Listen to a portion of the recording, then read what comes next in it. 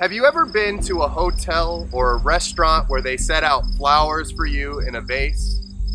If you ever have and you're like me, what you do is you first look at those and you say, wow, those are beautiful. But then the second thought that runs through your mind is, I wonder if they're real.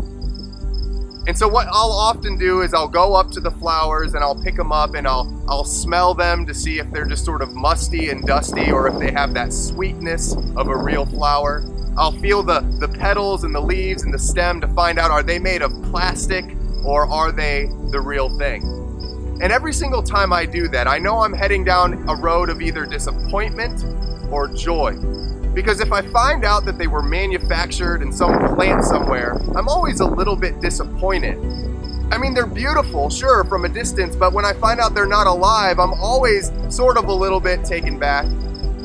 But when I find out that they're real, that somebody took the time to take this living, beautiful thing that God has created with all the smells and the feels and the sights, and they put it in front of me just so I could experience them, I always get that little bit of joy, that little bit excitement that comes with knowing that they're the real thing.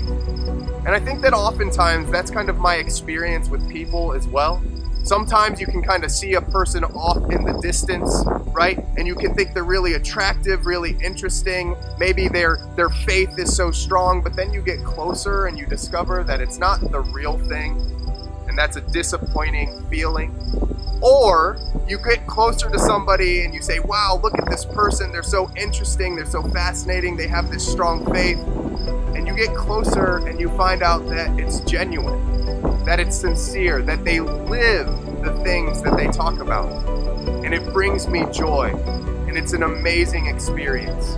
Well, that's what we're going to be talking about in a new series that's starting September 29th. It's called Plastic People, Shaking the Fake from Our Faith.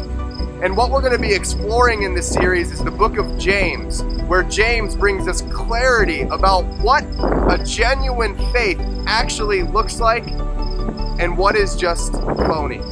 We're going to be exploring that together, and I believe it's going to challenge you, it's going to encourage you, and my hope and my prayer is that it will change your life. I hope you'll join us for Plastic People.